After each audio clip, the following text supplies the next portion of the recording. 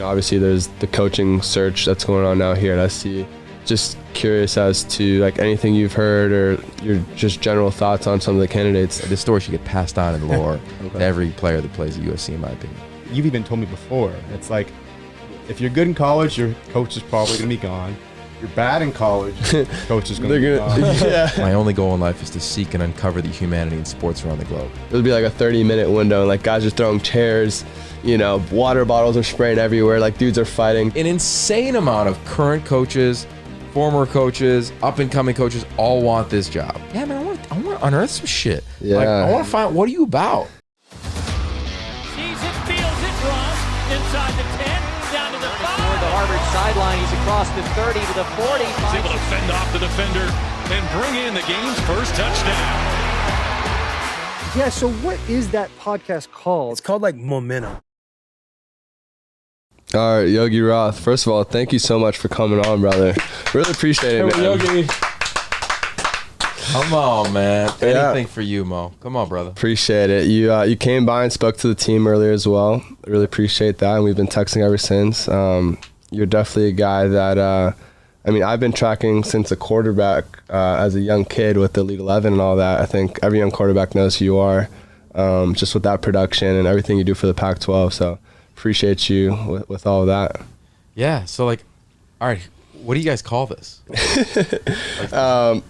Okay, which part? The podcast or the truck? No, I know the podcast, but you said you were going to take this truck and take it to where I live. I'm like, how is this thing going to drive anywhere, man? Like, what? This is the fastest operating podcast truck. I'm glad you said that. So we kind of have this feud a little bit with the Bussin' with the Boys guys. That's like Taylor Lewan and Will Compton over in Nashville. So they have their podcast in a truck in Tennessee. And basically I run this nonprofit, Second Spoon. I don't know if you're familiar with it. I'm very familiar with it. Yeah, so we work a lot with surplus foods and giving that out to the homeless. And so we kind of decided, why not? We'll just do the podcast in here, make it a little vibe. Got the couch and the chairs and just hang with the boys. 2 birds, 1 stone. Yeah. But funny you mentioned that. So Sunday, we're actually going to be doing another distribution run after the Oregon State game because that's a zero waste game. And so we're going to be taking all the Coliseum food and then going with the teammates the day after the game. And will you drive this? Yeah, we'll drive this. Wow. The transformation is interesting. We'll just take away all the cameras, obviously, the mics, and just head out. Okay, so I'm not the producer of this show. Yeah. You have that here. But I'm going to ask you I want episode 2 because you have to come to my house. My 6-year-old has to see this. Of course, dude. He's pissed. He is not seeing this right now. We talk van life. That's a staple in our house. This is way different than the van life traditionally, as Brad, SoCal van life, bro. Style. What's the van life? I actually don't know about that. It's like you just get in a van and you go cool places and you might get on a board and surf. Yeah. You might it's like an old VW. Okay. Yeah. You camp in it, kick open the back door. You could for sure live out of here. You comfortably. Yeah. I've been locked out of my apartment before and I had to sleep on this couch, so. Wow. That's good for you. I'm sure there's a lot of stories in here. Yeah, no, but for good sure. for you, man. I've known your story for a long time. I was so sad when you got hurt in the spring game because we had all of that stuff. I was ready to go on you, man. Talk about your nonprofit, and that's kind of the insight into television. Somebody gets hurt, and you got to move on in the storylines. Yeah. But if I admired it from afar, obviously we connected whenever I've come in and talked to the team. And when I saw this, I saw it pop up as an OG fan of it. I was like, brilliant. What an idea. And now to have Brad, Brad, I love you. I've met you. Love you too. I remember you at 16 in Northern California at the Niners facility. Yes, you and Wilton Spate dealing. Yeah, lit it up. We talked about The Alchemist. Yeah. I still have all my notes from you in high school. So you knew I loved reading and, narrative stuff way before everyone else did. I knew you were a thinker. Right. I don't think I you narrative. You were going to be a script writer. You had this other, when we connected, it's probably a year ago when you came out here. Yeah. And thank you for helping us out on the book that Joey and I are doing. How's that coming, by the way? It's cool. Season's hard, right? But if we ended it now, we could be done with the book. But we're there's 15 more people we want to get. Okay. To really finish the loop on it. But I'm not surprised that you're doing what you're doing. Thank you. Yeah. Super thoughtful. Always been like in Elite 11, like you have like your guys that you track. You can't track everybody. Yeah. Right. You've definitely been a I guy, appreciate man. that. Yeah, totally, bro. Appreciate Yeah, I didn't know that about Brad until we did the podcast with him, then he moved in with us. But like some guys are like 90% football and then it's like 10% outside like personality. Like Brad is like obviously he's a really great no, Brad was an amazing football player. Like, I grew up watching him play for the Hurricanes. I'm from Miami, but like that's not what gets him going. Like his passion is necessarily all football. Like there's just so much more to him. I think that's kind of what you were trying to uncover with your podcast and your media endeavors, you know, like the other side to athletes. You know, like what you call like the soul of the player himself, because uncovering the helmet, so to speak. Yeah. The term in marketing is like, what's your positioning statement? And like I do media training for you guys. Yeah. That's like 1.0 of media training, right? The next step would be like, all right, let's really dive into a plan, right? Of like, what do you want to be? How do you want to talk? How do you want to communicate it? Well, I went through that plan for about 2 years with a guy named Jeremy Darlow, who you should have on this podcast. You should know him if you don't already. Follow him on social media for everybody He's listening. a legend. Yeah, I read his book. Yeah. Yeah, he's legend. Books. He's got many. He did the athletes or brands too, right? Yeah, okay. exactly. I read that one. And so I spent almost 2 years with him and went hard on mine. And where we netted out was like getting a very clear positioning statement. And the first time I said it out loud, I was speaking at South by Southwest in Austin. Wow. And I was on a panel with Alexis Jones, who you should know because she spoke to your team. She might have even spoken to your team back in the day. She was at Elite 11 a little bit. She's amazing. And anyway, she was moderating it, and there was a bunch of us, and they went around like they do at everything and say, introduce yourself. Oh, like just went around, and everybody introduced themselves, and it took like a minute or whatever. And I was like, I'm going to try my thing that I work with Darlow on. And it was the following. They said, Yogi, please introduce yourself. And I said, hi, my name is Yogi Roth, and my only goal in life is to seek and uncover the humanity in sports around the globe. And it was dope because Jeremy was in the audience. Wow. And it was South by, so it was cool. Yeah. And my now wife was there, so that felt fun. But I also saw the audience shift and be like, okay, he's got a point of view. And I've always felt that's important in storytelling, to have a point of view. And what I hope Brad would say, you could, if you don't agree with it, tell me. But I hope that you would say that my time with you at the Elite 11, you felt as though I cared about you under the helmet No doubt. versus go win the drill. No doubt. And I think that's ultimately that's where I lean, right? Like if you gave me your phone, I could probably figure out your positioning statement based on your photos. Wow. Or I tell athletes, I just told a class at SC and Jeff Ellinger's class, who Daniel we all love in this class, right? He's an OG at SC. And I said, how many of you think you're storytellers? And there not a lot of hands went up. How many want to be broadcasters? Not a lot of hands went up. How many of y'all got social media? So you're always telling something. Yeah. What are you telling? And it took me a couple years to sit back and look at, what am I telling? Right. Where do I lean when the wind isn't blowing? Yeah. What do I defend? I defend the person. When they Brad Kaaya should get benched for whoever was your backup at Miami, right? Or Mo Hassan should not be. Like, whoa, hold up. You know this guy? Yeah. Let's just slow down. Like, okay, now tell me, what didn't you like on third down? Okay, did the left tackle miss? All right, was it all quarterback? Like, let's talk about it. Yeah. And I feel like now, at 40, as of yesterday, in the last 5 years or so, I think. Happy I found my belated. Happy voice. belated birthday. Yeah. Thanks, baby. Good time. Yeah, and I also feel like, I mean, back then, I feel like it was kind of unheard of to view athletes as more than athletes. And I feel like, I mean, just kudos to you. I feel like you started the ball in motion in this whole, like nowadays we have the NIL thing, which is all about them being more than athletes and being people and getting out and, you know, doing these cool partnerships and whatnot. But at the time, if I recall, I feel like it was like you guys were the first ones to want to portray guys in the Elite 11 as like painters or drawers or musicians and whatnot. So thank you for that. Yeah, well, we always coined it with Trent, Beyond the X's and O's. That's his podcast now, Trent Dilfer. And, you know, Beyond the X's and O's goes into a bunch of layers, right? Trent would pour into the concept of, I hope these guys are the greatest fathers, and we're training and being around the next CEO. And he could do that because he was a father, and he'd been around CEOs. When I met you, I was still in my, I guess, early 30s. Right. right? And that's 9 years ago now. You still look the exact same. Exactly. Yeah, thank I need you. whatever you're taking. Yeah. Like whatever juice or Yeah, I don't know. anti-aging Vegetarian, formula. you know. Okay, there we go. But I always felt like when I was an athlete, I don't know if you guys would agree, I felt like I never had room to be myself. Like I was a walk-on who got a scholarship, who fought his ass off. Yeah. Like quietly, I wanted to be an actor, and I love performance.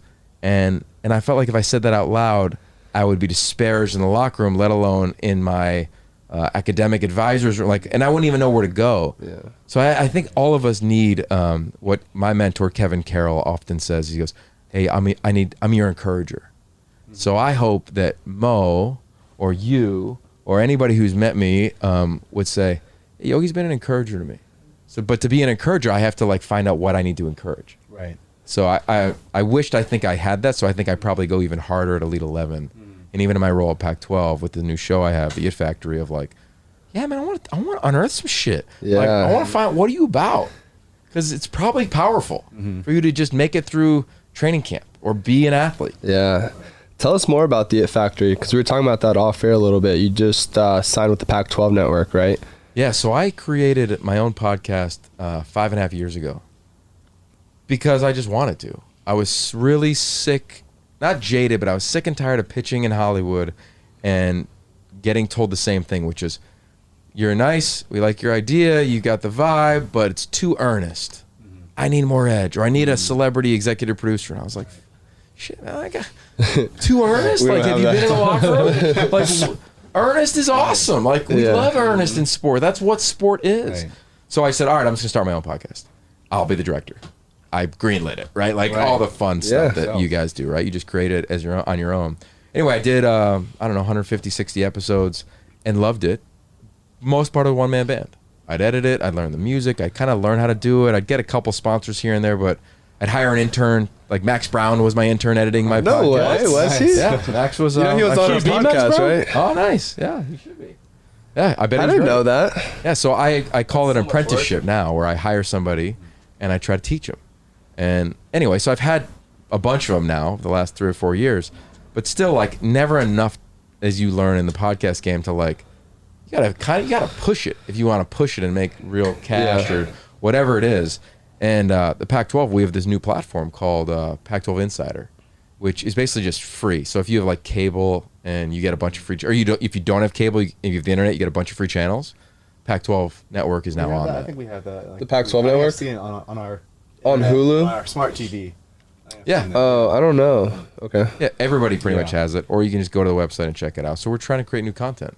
So I just pitched a boatload of ideas, and one of them hit me over the head after spring ball, because I did 9 spring games and interviewed 40 players. Wow. Because you interview players before the spring game, before any game. I'm calling UCLA Stanford this week. I've interviewed a couple players already this week, and I didn't record one of them. And I was like, they were all great. And in my whole career, I've never recorded one of those interviews. So I called my boss and I was like, I think we have a show. And he said, yeah, let's do it. What do you want to call it? Blah, blah, blah. And I was like, whatever. We figured out the title. We'll call it The It Factory. And I said, why don't we just put it on my podcast? Because I already have listeners. And starting a new podcast in this era is like next to ridiculously challenging. It's like me avoiding Drake Jackson or something. It's not going to happen very often. So that's what it was. And we just agreed to like, yeah, you know what? I'll transition from my podcast, The Yogi Roth Show, and change the title. I'm not going to lose my show. I don't lose my name or my IP or anything like that. And hopefully it's seen as a good thing for the network, which I'm a big fan of do versus be. Who do I want to be? No one cares. Like, and I'm over trying to be Kirk Herbstreit. I lost that about 10 years ago. What do I want to do? I want to tell good stories. So if this is going to help the Pac-12 do cool stuff and unearth more people and share more stories, then that's what I'm going to do. And we're on the same page. So it's been awesome for me. Like, I know the Pac-12 networks gets lit up for distribution here and there, but if you're a moron and don't have the internet, then there's no reason why you can't get it. So anybody can watch it if they want to. Yeah. Right. So you're doing all Pac-12 athletes? Is that what it is? And is it all football? I'm going to start all football. Okay. Yeah, I'm going to start all football and then get through the season, and then I'm going to be a bunch of alums. Oh, Right, so like that's Brad, gonna be like sick. you'll get on it. I am an alum. That's I will right. be an alum. A USC I will be an alum. alum Yeah. in April. Yeah, and it'll be That's alums right. that cross over, right? So it'll be like the Teddy Brewskis of the world. There you go. And, Nice. you know, Mark Sanchez's, right, for the SC fans. Yeah. I'll get Barkley on. Like, we'll get all the guys on it, but I also want to get, like, people that have done some cool stuff and had a good impact and have a good story. So we'll get back to that. But right now it was like Keaton Slovis was episode 1. Okay. Kayvon Thibodeau was episode 2. Makes Britton sense. Covey was episode 3. Next week is Thomas Booker, Trent Yeah. McDuffie. Like, it's going to be the who's who of draftable names Yeah. the first season. I didn't realize you mentioned Mark. I didn't realize you coached Mark out here at USC. So I was doing a little research. I typed in Yogi Roth on YouTube, and I saw a mic'd up of you coaching. I don't know if you've seen this video. Yeah. It was funny. It was like you and John David Booty, the old number 10 quarterback at SC. Yeah. I think like he broke his hand or something. Finger. Yeah, his finger. And you're like, "Are you good to go?" He's like, "Yeah." Like he was just battling through, and you told Mark, he was like, "Yo, warm up on the sidelines or something." I thought it was sick, but that was under. I mean, those were some legendary teams. Pete Carroll, the head coach. Sark was the OC, right? Was Coach Helen there? No, not yet. He wasn't there. Yeah, Lane had been there. Lane Kiffin, Sark was there. Kenny Norton was there. Brennan Carroll was there. And Carroll. Nick- BC. Yeah, you know BC, bro. He's OC guy. of Arizona now. Uh-huh. He's the best, man. It was the who's who. That game was insane. was the Stanford game. Okay. 2007, that was the biggest upset in Power 5 football. They were 41-point underdogs, I think, and beat us that night. That was when my Andy favorite Luck game. was there. Andrew Luck. Right. No, it was Tavita Pritchard. Tavita. He Right. beat them. Tavita. He led the way. Richard Sherman was playing. Yeah. Now Tavita's the OC. Yeah. I knew he was the OC, but I didn't know he played yeah. quarterback He's a there. baller, man. What? Tavita's amazing. Okay. One of my favorite guys in the country. Yeah. So yeah, I remember that. Dude, that's mic'd up crazy. game. Yeah. And it was an interesting moment because I was a young coach, and I was coaching the quarterbacks, and Sark was the OC. And you love that guy. Like, you're so connected. You guys know the relationship with your coach. And hindsight, I wonder if, John David was throwing it 10 yards away from Patrick Turner at the time, a receiver at SC, and he had zip on it. The revolutions were the same. I wish I said, hey, stand 20 yards apart, because he throws a really bad pick, and it's on a dig route. And as you guys know, as quarterbacks, when the ball comes off your fingers, his I think it was his middle or his index finger, like when it comes off, like it doesn't have the juice, so it doesn't spin. And I wish SC fans might hate me for this, but like I wish I had the foresight to be like, stand 25 yards apart on the sideline and throw versus 10, because he's like, I'm good, it's coming out, but he didn't have the juice. And I was actually at that game, by the way, too. No way. Oh wow. Heartbroken. yeah, And how old was Mark there? sophomore. Sophomore. Yeah, sophomore. And he played. Was that John David's last year there? And then Mark started junior, senior. He might have been I can't remember. Mark only started for one season. Oh, okay. So Mark was a third-year player. So he's a redshirt sophomore. Wow. He redshirted, didn't play. Think of that era Yeah. now. 3 years, Mark Sanchez Might have transferred. might have. Yeah, I mean, I don't know. literally, dude. I don't know if Yeah. Mark would have. Mark is a badass. Yeah. Like, What's Mark crazy about Mark is amazing. I feel like everyone knew, even like myself and my dad would talk about Mark when he was in the fold. So it was like everyone knew Mark was going to be that guy. It was just a matter of When? and he had there was some issue I think that happened before his start that got cleared up Yeah. in court. But yeah, everyone like around town knew Mark was going to be the guy. His yeah, last it season. was a different era, man. Back in the day, Carson was the starter here. Leinart, Castle, and this baseball player came from Purdue. He was here. He started at Purdue. Those guys sat. when Yeah. Carson left, and then they competed for the job. Brandon Hance. And Leinart wins it. Neither one of those guys transferred. Right. Castle sat and then went to the league and played for over a Crazy. decade. Yeah. John David was here. He was the number one player in America. He was the first guy to ever leave high school early. Oh, like early enrollee. Yeah, early. Okay. No, like high school early. Like an entire year. after junior year. Like JT. Yeah, exactly. jeez. So he did that, but sat. There was no threat of leaving. Mark came in and sat. Like, that was the deal. And then it was like we missed on some recruits. Right. We didn't get Brad Kaaya. And then Matt Barkley came in and started as freshman. Freshman, yeah. So why He was do the you first think? one? Was he the first I think to start as a freshman here? I think. right? It was definitely in a while. I think he's the first to start his first game. Okay. Like Carson played as a to win freshman. the job out of camp. Todd Marinovic, I think, played as a freshman. I think there's some He guys was a that played. Superman. He was like the Superman. Oh my coming out of god, school. amazing! Right? Yeah, what a documentary. My dad actually, when I was 5, my dad actually talked to Todd's father, just about what he would have done differently, how to go about it. What did he say? I don't know. It was I will. Yeah. Do you think it was something different about the culture back then with Coach Carroll? Like, I've talked to some of our older coaches here on the staff that like played under him, and they'll tell us some crazy stories. But I'm curious, like, if you've got anything. Like, we had a guy on the wall, Christian Tupou. He was a strength coach here, D lineman under Carroll, and he said just the culture was like Wolf of Wall Street, and that was like verbatim out of his mouth. E-Man said something similar as well, right? Did he? Yeah, E-Man, and he was telling us about they were going. Oh, out that's to, like, right, Emmanuel the Playboy Moody. Mansion and stuff like that as players here. Going Yeah, or like, obviously he's known as being a player's coach, but still at the end of the day, business is business, and you're expected to uphold to the standard. I think one of the stories was on game days, he would section off like a room in the hotel, and he would allow guys just do whatever they want.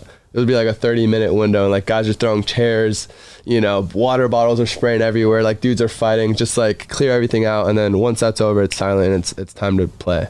Like just crazy stuff like that. Where I'm like, I've never heard any program do that. Yeah, there's a lot there. I was really fortunate. I was able to write Coach Carroll's book and recommend it. Yeah.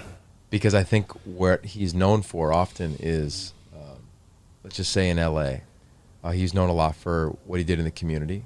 Better LA was amazing what Pete did. I mean, he really altered gang violence in Los Angeles and attacked it. Really? Like he would let me go out with him on a Tuesday night in the season, and he'd take me down into the inner city of LA. It was amazing. There's a great 60 Minutes piece on him. He's known for his fun. He's known for his big white shoes. He's known for chewing bubble gum. He's known for going forward on fourth down. He's known for, being incredibly likable.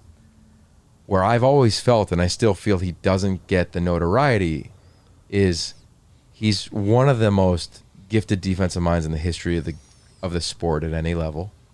And he's one of the most gifted schematics coaches in all of ball.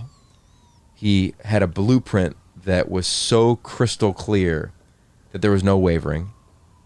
And he was probably more competitive than most of the players. Wow. So for all the fun stuff, for Will Ferrell coming to practice, with Hollywood being what it was, with Matt and Reggie, and we were rolling, like, Pete was as real as it got as a competitive human being, whether it was noon hoops, playing me one-on-one, or whether it was finding ways to compete we got to curb this gang violence in LA, to make him practice the most competitive environment. I've never been to an Alabama practice, but when you hear about it, the core of it reminds you a lot of when we had it going. Wow. And what allowed us to get going is what we coined a competitive cauldron. That's a phrase from Bill Walsh that Pete took. And a competitive cauldron is, can you create the environment that's just insanely competitive? And when I look at the word compete, I'll ask you, Mo, like, how would you define it? Just going at it toe-to-toe with guys in front of you. Yeah. Really? Okay, that's interesting. What would you say? I'd say, knowing that you're going to have to face off against someone just as good as you Yeah. at all times. It's cool. How Right? about you? Fighting to beat the man in front of you. I say the same thing. Yeah, so it's interesting. So if you pulled out your phone and you looked up the word compete right now, the definition on it would read to strive against. Okay. But if you looked at the Latin root of the word, it would say to strive together. So somewhere over the creation of the word to the application of that overused, often wrongly used word now, it's changed, right? So it went from like, yo, we could be playing the same position, but hey, Castle, hey, Leinart, hey, whomever, you're going to make me better. You could be across from me, Cedric Ellis, Ryan Khalil, two top 10, or two, I think, first or second round picks, guys played forever in the NFL. It was never, I'm going to kick your butt and you're going to kick mine. It was like, yo, let's get me better. Yeah. Right. And the only way is for you to go up against me, so let's go. You know, it would be Sam Baker saying, "Come on, Kush, what you got, Clay?" Yeah. That was the vibe. It was not. I learned this from Chip Kelly, or I learned Quentin Lake at UCLA told me last week. He said a phrase they use over there is "amateurs advertise alone," which I love. We didn't do that. You watched our teams, and there was no individual advertising going on, celebration going on. It was like you were literally striving together. So Pete had this thing where he wanted to create like one heartbeat. Now, you dig down deeper, that's why I referenced the book, is you can look at Abraham Maslow's hierarchy of needs. Have you ever heard of that? Yeah. Cool. So like it basically has this thing of like, what do you need to survive? And it's based on an individual, what they need. And Pete always felt, well, what if we can apply individual needs to the team? What if the team was like, I need food, water, and shelter to survive? And what if like we went and found that food, water, and shelter to survive? It could be powerful. So here's an example, and this is one of my favorite stories. First week on the job, and then just tell me to stop talking. I got stories for days. No, about this. I love this. Yeah. First week on the job, I'm still playing. So this is secondhand from Pete. He would tell it all the time. He's trying to figure out his team. So first workout, right? You guys winter conditioning or whatever you guys do it. A lot of teams do it at 6 a.m. We did 6 a.m. or whatever. Pete was like, we don't know why I do it at 6 a.m. Like, it's not going to make you better or stronger. And he was like, we could do it afternoons, at 1 o'clock or whatever. I did it. So, but he told his staff, he goes, I want this. It was their first workout. I want it to be the hardest workout they've ever had in their lives. I want them to remember for the rest of their lives. Wow. So they just worked them, right? Unheard of, never ending mat drills, cone, whatever, right? Intensity. And you got a new coach. You know what that's like. Like you got to impress. You want to impress. You're trying to show out. At the end of it, he goes, all right, guys, nice job, but we're not done. 10 o'clock tonight, I want to meet me at the 50 at the Coliseum. Have you ever heard this story? No. Oh, that's a good story. This story should get passed on in lore to every player that plays at USC, in my opinion. He goes, meet me at the 50. At what time? At 10 o'clock at night. So the players leave, and Pete's like, all right, I don't even know what I'm going to do. Like, I'm going to do something with him. And he's walking around campus, and he sees across the street, I think it's still there. There's a fire department across the street from campus. Yeah. And he walks over and he goes, hey, I need your longest like rope. And I said, sure. And he goes to the 50 and he's there kind of by himself. And we've all been at the Coliseum at night. To me, there's something brilliant about a stadium that's dimly lit at night. It's iconic. It's iconic. It was also in the Escape atmosphere. from LA, right? It's been in movies. Oh, there you go. Yeah. Right, yeah. And when it's like, It's dramatic. it's dramatic, right? And he said he was sitting at the 50, he got there early, and he's like, I don't know if anybody's gonna come. Like, I'm a new coach. Like, who knows? Like, I don't know. And one by one, they start to trickle in the tunnel. And that tunnel, as we know, is iconic too. You hear the cleats, click, click, click, click, click, click. You hear the echoes. Guys are nervous energy. And they all come out. And he doesn't know a lot of the names, doesn't know a lot of the players. And he goes, hey, Troy Polamalu, give me your best 11. Hey, Carson Palmer, give me your best 11. He goes, I want you guys to be on opposite sides, and we're going to have a tug of war. Back and forth and back and forth and back and forth. And I think eventually, like, some guys on one side of the ball, like, cheated and, like, added a couple guys, and somebody won. Right. And he rallied everybody together. He goes, what did we just learn? And I think guys were, like, a little nervous to say anything. He goes, we learned that if we're pulling in opposite directions, like, we got no chance. So he said, everybody get back to back. So whatever it was at the time, 80, 90 guys. Back to back at the 50 in the Coliseum. And he goes, I want your shoulders to be touching.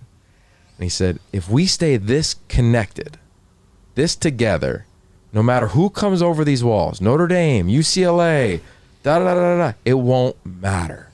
But if we start to pull in opposite directions, we're going to struggle. So whenever you're ready to say that you're in, come into my office and give me it on a piece of paper, on a napkin, however you want to do it, and write in, I'm in. And over the course of the next couple of days, guys started to trickle in. So back in the day, Brad saw it. I don't know if you ever saw it, Mo, but we used to have these signs that said, I'm in. You can Google it. Pete has them in Seattle now. And on the way to practice, it said, I'm in. Wow. So when I go to practice, I still tap it like it's there. Do you really? So what the point is, when you tap in, like, you're respecting the game. You're respecting the commitment you made. And you're going to get locked in. You're going to run on the practice field. You're not going to walk. You're not going to disrespect the 100 whatever first round draft picks that have come out of here. And that's a 10-minute story, whatever I just told, but he would say that on every visit. Wow. So it wasn't about, and he would say it on every visit today. And yeah, we're in LA, man. Boulevard Studios is great, right? Like he would embrace it, but that wouldn't lead the dialogue. Right. What would lead the dialogue is what Alabama does now, and I learned this from a former coach there. He said that when guys come, it's not how do I get to the league. Saban's like, don't come. If you're gonna look at this place as a stepping stone, don't come. You will get there. That's the byproduct. Yeah. Come here to be special, and that's what I feel SC was. If I had to put in a capsule when Pete was here, that's how we got it. I don't know the intimacies of how everybody's done it since. Yeah. Mo would know obviously the most recent, and you would know as well. But it wasn't ice cream sundaes and dance offs. Yeah. Like, and even to the point of the locker room or the hotel. Yeah. It would blow your mind if you saw that. But it wasn't about being destructive. It wasn't about nervous energy. I believe the term is longboarding in the Native American culture. Wow. Whereas if you are trying to call to the gods, rain, food, whatever it may be, oftentimes you create a fire and you chant around that fire. So the chairs that you'd hear about being thrown were not to be thrown. That was the first log on the fire. Wow. And then we would chant different chants in that room.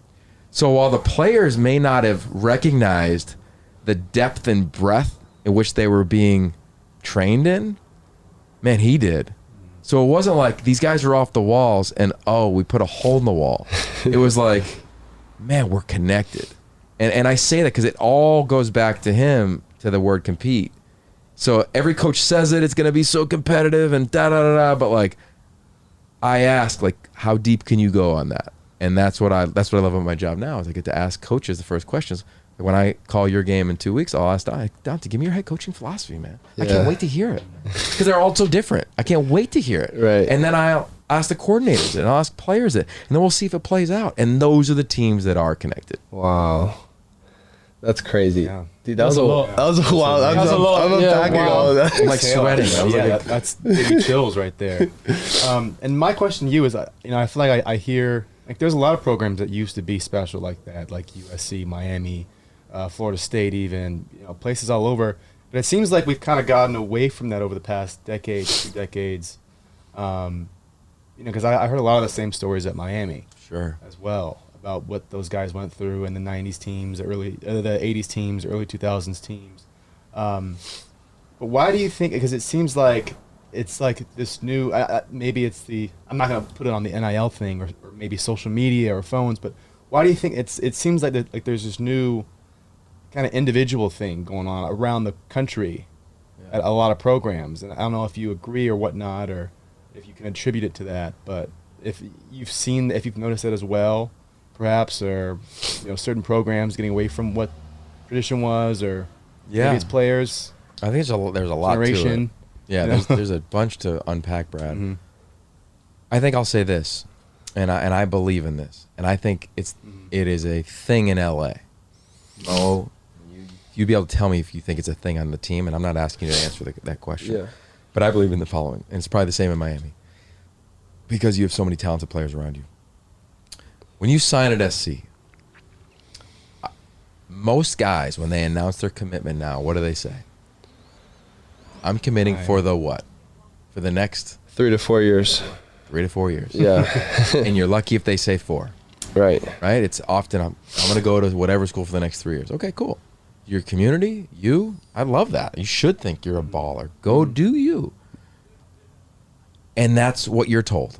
Very cool. That's what recruiting bases tell you, right? There is an element of social media in this thing. This is what you are receiving all the time. And then you walk into the facility, right? You were walk-on, Mo, right? No. Back in the day? Yeah, former. Former, yeah, exactly. Same here. Yeah. You walk into the facility and you know as a former walk-on who's a poser and who's not in about a workout and a half, right? Or a practice. You can tell, like, I'm going to go beat that guy out. He'll be gone. Yeah. He'll be gone. What's my point is that same individual who's told that they are a 5-star and out in 3 years, when they walk into a facility and have to meet a 20-year-old, 21-year-old, 22, 23-year-old, and come to the reality in that facility that I'm not as strong or as fast or as talented or as confident as I thought I was. And they have to deal with that reality. And then they walk back outside.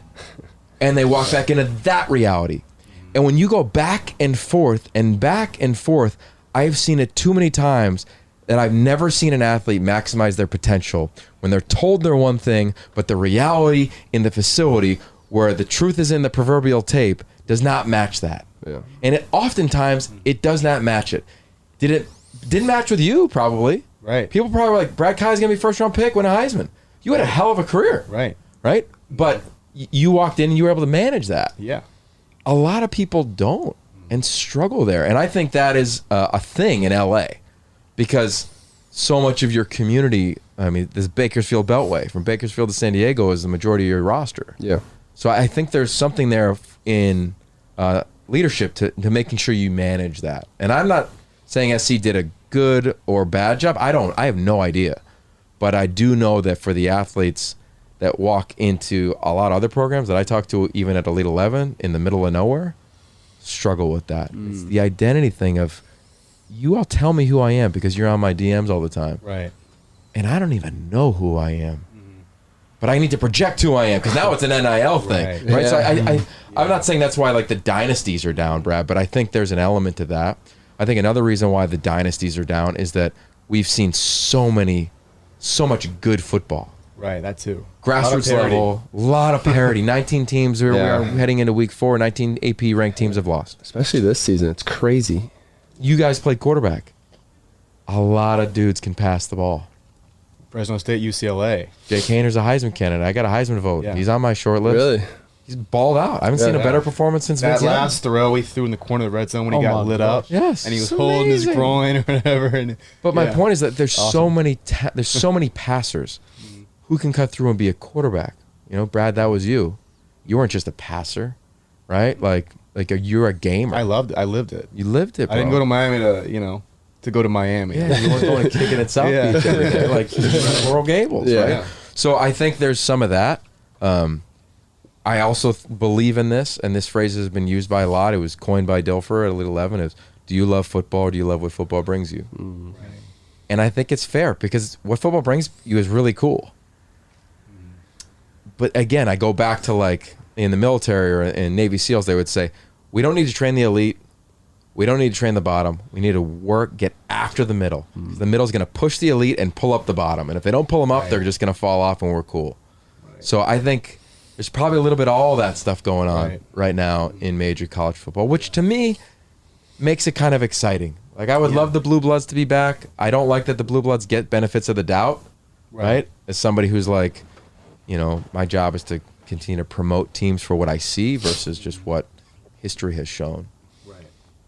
So I guess like as we try to get back to, I mean, when you were off the coaching rails. out here with like, you know, the Pete Carroll days and, you know, like the Blue Blood dynasties, like the old Miami teams, old SC teams. And, you know, obviously there's the coaching search that's going on now here at SC. Just curious as to like anything you've heard or your just general thoughts on some of the candidates that are out there. I think it's really easy. Like, it's not hard to name the list of candidates. Yeah. Number one. So let's just start that. Like, of course, this job is awesome. Everyone's a candidate. We were having that Anyone. debate earlier. Like, the other guys didn't think so, but in my opinion, it's a top 3 job in college football. Yeah. And you guys given- didn't agree. What's that? They didn't agree? No, Like just the guys in the house. Oh, like we were just having that debate Yeah. because they're thinking like the programs that are doing well now, like say in Alabama, for instance. But like, in my opinion, when Nick Saban leaves, like, is that dynasty going to continue going? I don't think so. Like the resources that are in place here, and the city and the recruiting, like this is, you know, like a sleeping giant. Like it's set up for long-term success, in my opinion. Yeah. Okay, so let's talk about this. This is fun. Where shall we start? Let's talk about context of USC football. It is easily one of the biggest brands in the history of the game.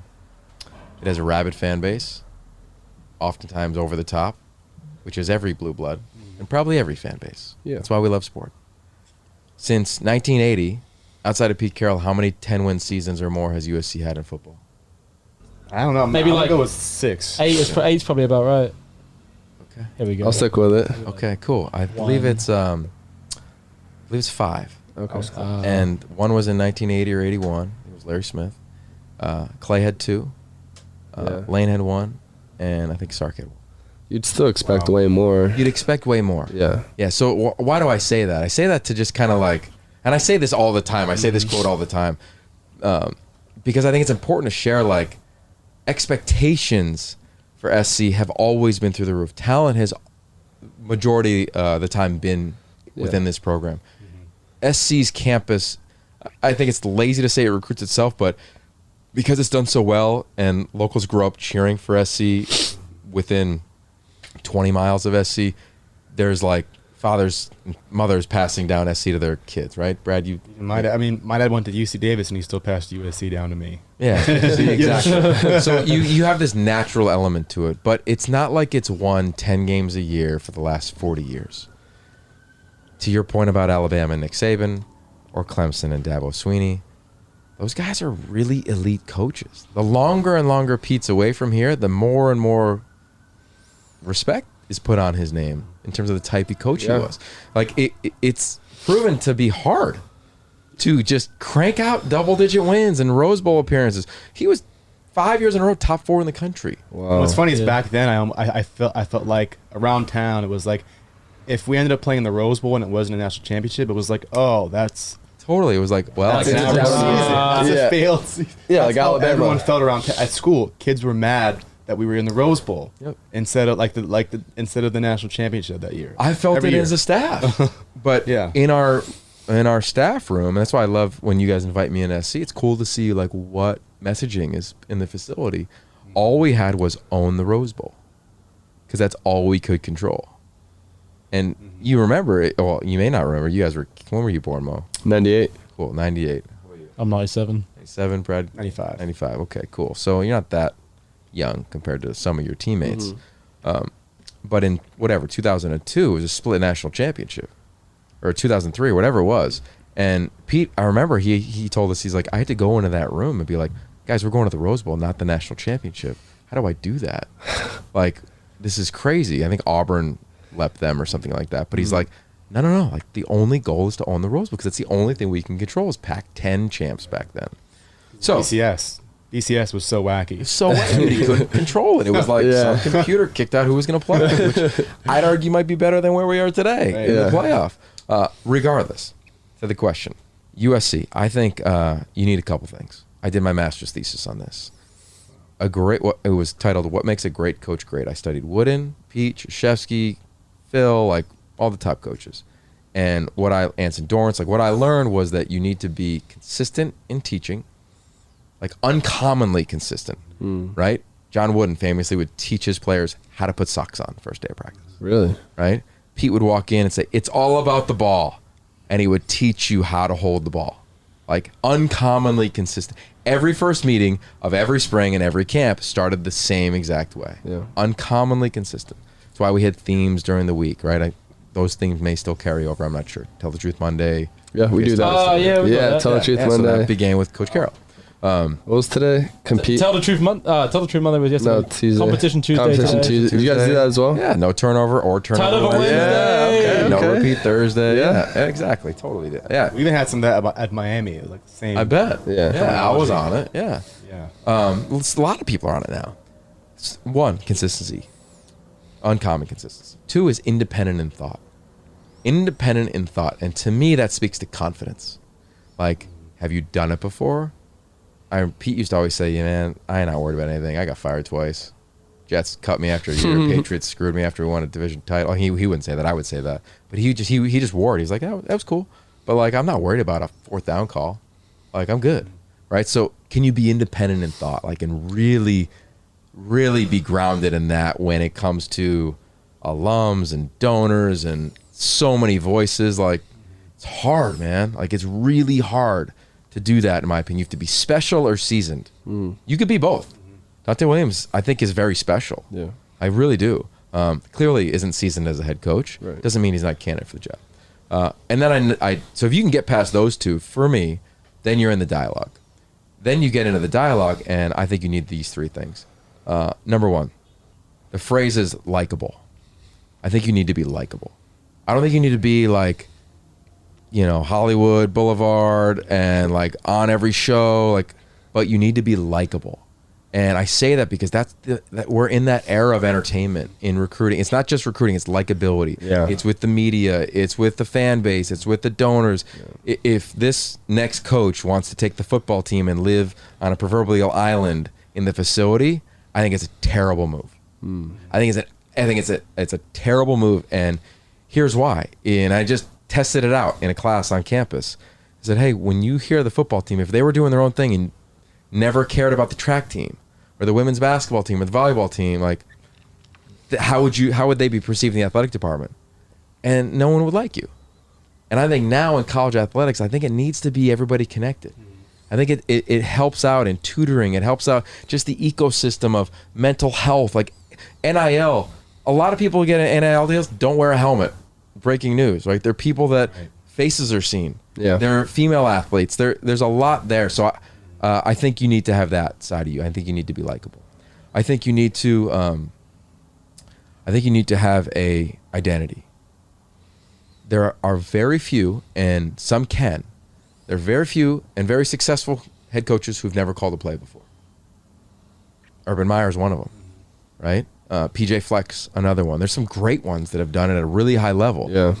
But they had an identity on their side of the ball.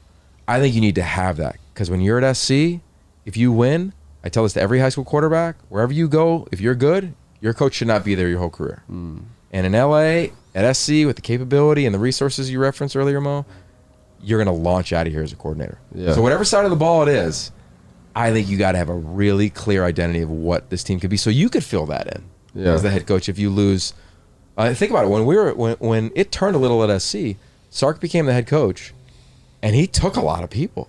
He took Nick Holt, defensive coordinator. Pete was a defense guy. We were good, right? And Pete had groomed up Johnny Morton to be the offensive coordinator. Like, there was a plan in place of always succession when guys would launch out of there. So I think those two things are incredibly important.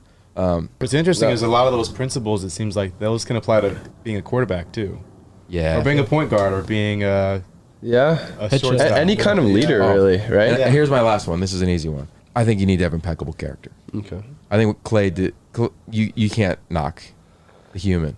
Oh, great dude. Clay Helton. He's a guy. Love Clay. I'm a huge fan of Clay, and I've known him for a really long time. So I think those three things: character, likability, and a commitment to his side of the ball.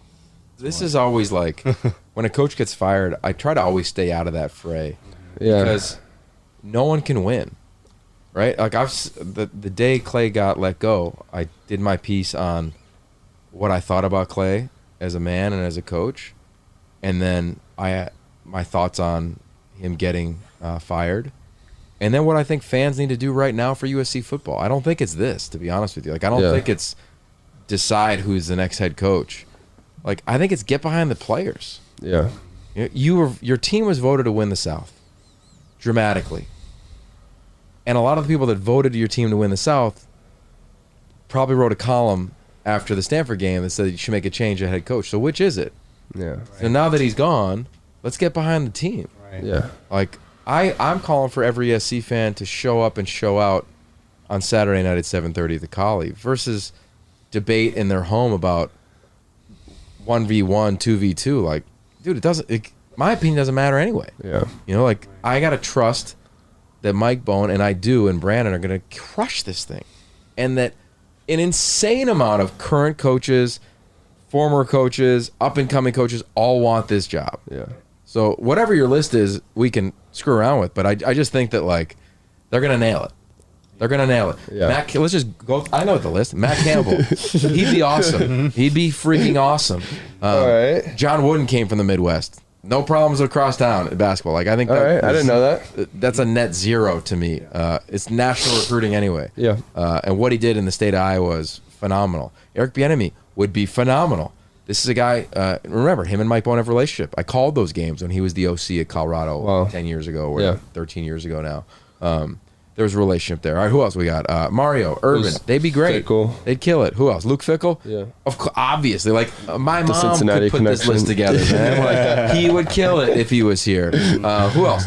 Kalani Sitake would crush it Yeah. here. The Lane train coming back. No.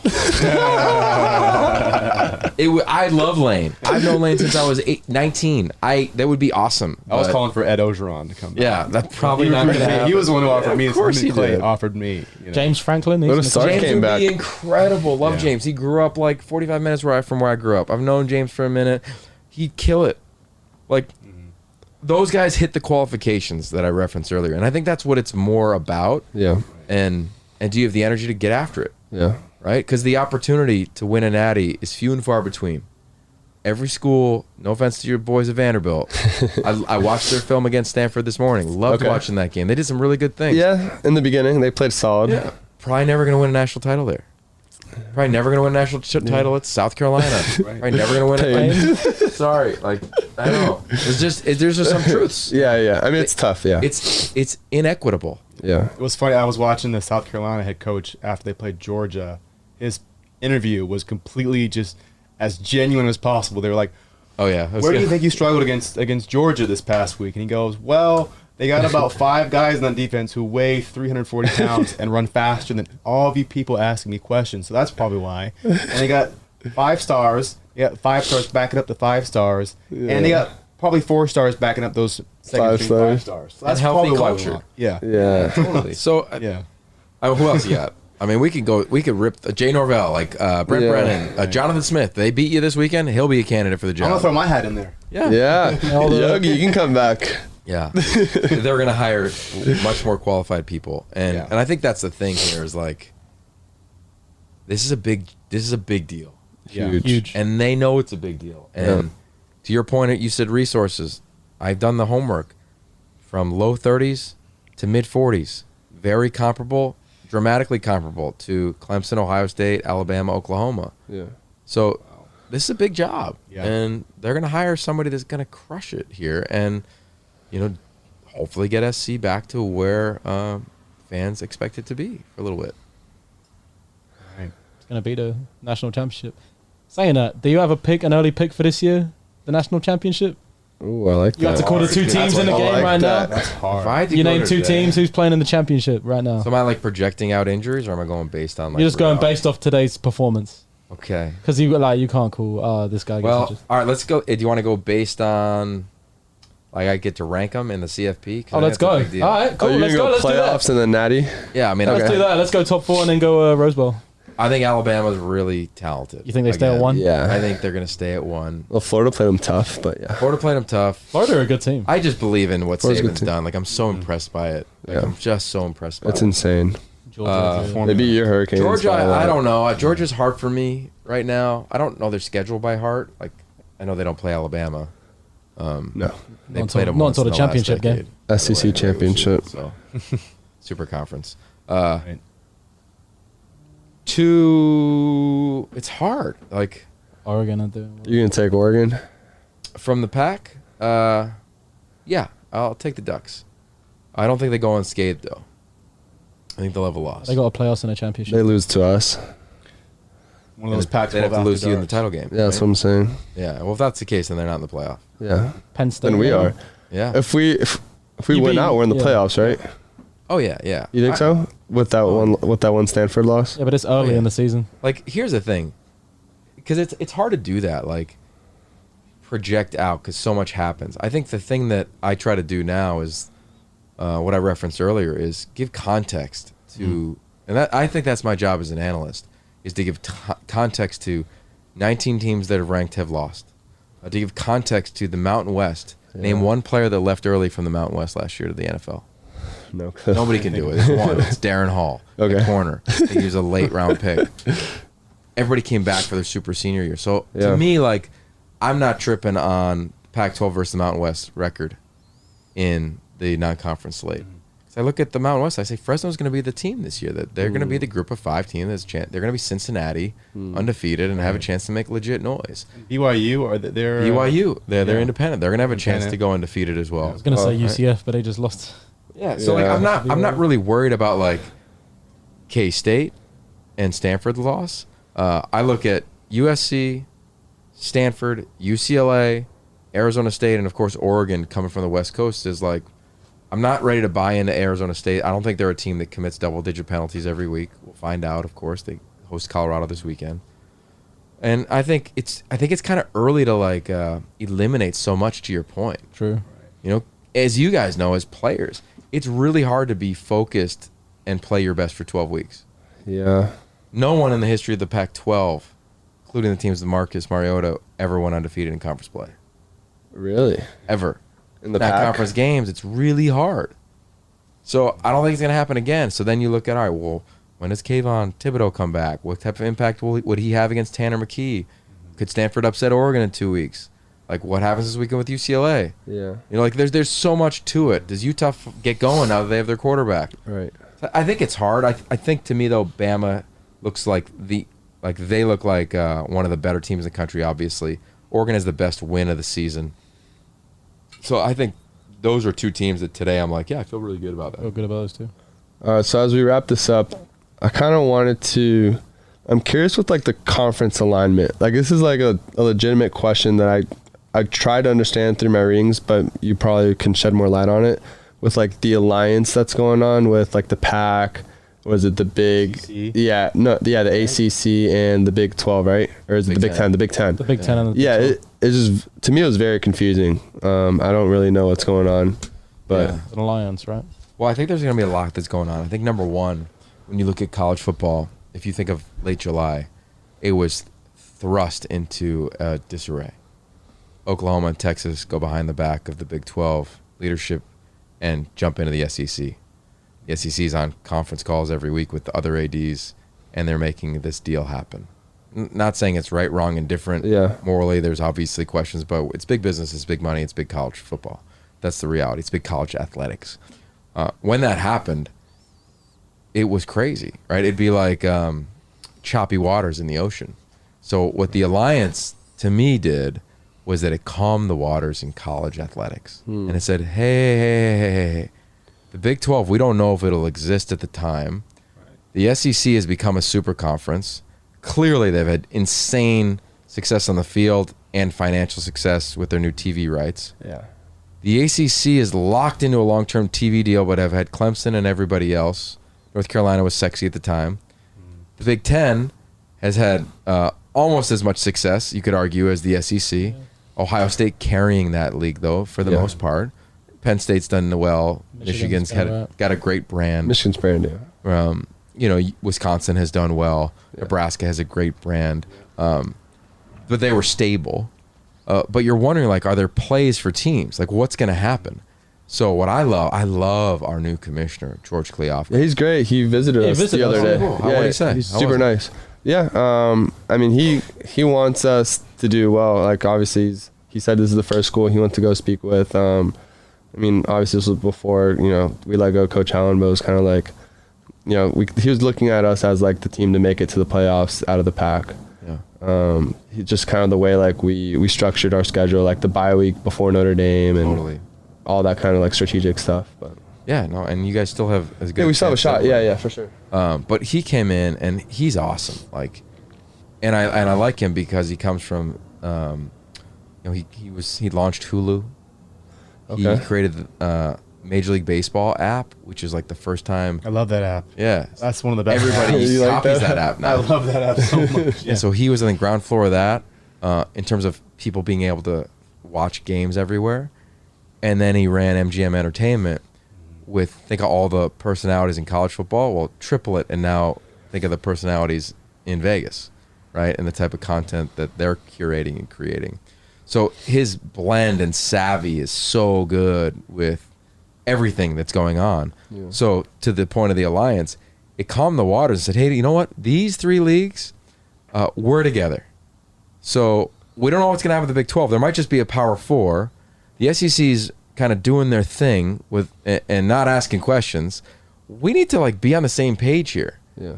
And so that's really what it was, right? When it came out, there was no contract signed. There was nothing super official. But since it's happened, you've seen agreements made, whether it's The Big 12's trying to sign a few teams, right? well, of course, the Big 12 is gonna be back, Like right? They're gonna Houston. be like the Big East to a degree. Okay. Cincinnati. When I played, the Big East got raided. We lost Miami, we lost Yeah. BC, Syracuse, Virginia Tech, and Syracuse, Syracuse yeah. overnight. So we picked up like UConn, and we survived for a couple years. No longer exists in college football. Yeah. We'll see what happens with the Big 12. I hope that doesn't happen. I hope they remain as a Power 5. With that said, the Alliance, to me, now, perfect world, it won't happen for a while, but perfect world, USC is playing one non-con against Notre Dame, right? If you have, currently you have 9 conference games, you play 12.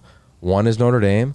One would be, let's call it Clemson, and it'll never happen in the same year, but let's just call it Ohio State or Michigan or something like that. Wow. Right? So that's challenging. So in my eyes, because the ACC plays 8 conference games, and that is a big deal, in my opinion, in college football. What if you dropped everybody's conference games to 8, played an ACC, a Big Ten team, played like San Jose State and Notre Dame? Right? So I think that can't happen overnight because there's so many scheduling deals that aren't going to get upended. That's why not a lot of contracts were signed. Okay. At least that's how I interpreted it. But it's gonna have an agreement to say, hey, we're gonna play each other. Now stay with me on this. And then we're gonna all kind of be on the same page when the playoff expands. So nobody's just making a deal that, like, to me, not having a conference champ is like, what? Like, Yeah. and we're all playing different amount of conference games? No. Like, I project conference champs to get a lock into the playoff. We'll see. That's going to come out in a couple weeks. It's like an 18 playoff system, you're saying? Whatever it expands to. Okay. 6, 8, 12, 100, whatever. Yeah. I believe the conference champ will get in. So those 3 conferences will be aligned. And then I think on a bunch of other issues, or whether it's social justice issues, whether it's NIL, whatever the stances are, health and safety of players, like there's just an agreement that like, hey, we're going to kind of ride together. Okay. And I think that's really cool for the future of college athletics, is to just be in lockstep with some other major schools and major voices versus, hey, kind of, what are you doing? What are you doing? And then all of a sudden it pops up on ESPN's bottom line, and you're like, what just happened? So I love it. I'm really excited. And then for us, coolest part not the coolest part, but a very intriguing part is that our media rights are fully owned by the league. So when those rights end in a couple years, our contract's about to end, we're going to be able to sell USC football, UCLA football, Stanford, Oregon, and not just games against the non-cons that you have this year and next year, but against Clemson, Florida State, and Miami, and Pitt, and Nebraska, and Ohio State, and Michigan. So now media rights. Huge. Big money. Yeah. Big money, and really cool exposure. Yeah. It's amazing, man. So I'm really fired up. I pray there's one soundbite I hope makes it out of this. I hope that I'm doing this for the next 10, 15, 20 years, because I'm really excited about the next 10 and 15, 20 years in college football. So do we, too. I mean, I think the game is a lot better with you Oh, thanks, at the helm. So, appreciate it. Thank you, Yogi. Thank you. I'm looking forward to you calling the game in a couple weeks' time. You'll be calling the game. Yeah, so can I ask you guys a question? Yeah. Of course. I want to know, like, what is it like for you as a player now? Your coach got let go. Yeah. You have an interim head coach that everybody seems to love. I'm a huge fan of Dante. Yeah. What's life like for you guys? You had a comeback, 45 unanswered points. Practice been legit. It has It's been legit. Yeah. I mean, OJ's practicing more than I am because of my ACL, so he could probably touch on that. Man, I wasn't even there when Coach Hutton told the team. That was like the one day I was at a meeting, so I was sick. But I just heard from other guys, and no one knew really. Like, We had no idea. No one really on the staff knew. Like, it came out of nowhere. Like, not unprecedented, but like really never happens after 2 weeks. And so no one really knew what was going on. And Dante came in, and obviously he has a great relationship with he recruited a lot of the guys and a lot of the West Coast guys. His whole thing is just going back to the compete thing, but practices are a little different. So he tweaked them. Like Tuesday, Wednesdays are full pads. Yep. He wants us to go as hard as possible early in the week. And then Thursday, Friday, we kind of like chill out. We go like just helmets on Thursdays. Tweak stuff. Yeah. I feel like he's very solidly tried to plant his identity on the way things are being run now. Yeah. Compared to before. Like the little things are taken notice of. Like, if the you locker room logo. yeah. And stuff. Like he siphoned off like the logo. You can't step on it. Like if dudes miss class, late to tutoring, that's all like dudes are being called out in meetings, like held accountable for those kind of things. So it's a little different, but I mean, look, like I like him. Yeah, He's I also love Dante. because he's a positions coach as well. Like he's hands on during practice. Yeah, He's out there with the cornerbacks, like running next to them, like putting his hands on them and stuff. yeah, And it's also, I mean, this is a great opportunity for him because, I mean, whether you like it or not, not only is this an audition for all the players for the next coach, but it's also an audition for him Yeah. for a potential either whether he stays here or gets another gig somewhere else. I know at Miami, Larry Scott filled in for Al Golden, and I mean we weren't perfect, but we won a lot of games when he came in, and he ended up getting the head coaching gig at Howard not shortly after. So it is it's a great audition for him. I think great opportunity. It's weird. I've never been a part of something like that as a player. It's just like at first it was kind of awkward. It was Because like at first we're like, I mean, we didn't think this coaching staff would be here. I mean, technically I guess they all could stay, and I love them, but I mean, we just didn't know like how does this all work? Like the strength staff's not going to be here. Like the only people who are going to be here are like the athletic trainers. I don't know. I've just never been a part of anything like that. It was kind of strange. I mean, Yogi, I think you've even told me before. It's like, if you're good in college, your coach is probably going to be gone. If you're bad in college, coach is going to be gone. Yeah. And I'm not saying you guys are bad. I think you guys are awesome. It's one of my favorite schools. But I also think, I tell like a lot of guys who are younger than me, I say be prepared for change. Because in college football, unless you're like one of 3 teams changes right now, there's 4 teams maybe. Yeah. There's changes inevitable, whether it's coordinators or the head coach. There's going to always be change. I mean, if you're at Alabama, the OC's leaving every year. That's true. Get hired somewhere. Yeah. Yeah, I mean, it's early. It's only been 1 week, so we'll see. I mean, I didn't travel to Pullman with those dudes, but, I mean, to see them respond after that first half I thought it was pretty impressive, so hopefully it can carry on. Yeah, me too. I'm excited for Dante. Like I just think about that. Like you know him though, like from before. Yeah, I met him in 2009, maybe a little earlier than that. Oh wow! And what was he at the time? He was at UW as a GA under Sark, and he was awesome. Same guy. Mm-hmm. Really? You know, would stay connected. Just busted his tail in the profession. Like I was telling class tonight in Professor Fellenzer's class that. Like he didn't have like, a dad who played in the league or was coaching somewhere, or he didn't have some insane career. He feels like he's like one of us. It's like I can relate with that guy when I watch him. Yeah, there's an authenticity to it. I think guys can relate to. Yeah, I think he's gonna thrive. Oh yeah, in his career. Does he get this job? I don't know. I hope he does. Yeah, that'd be because awesome. that means this is like what a story for sure. Right. You know, fairy tale. Right? I wish you guys the best. I'm glad that it's. I kept saying this on the radio when I got interviewed a bunch when Clay got let go.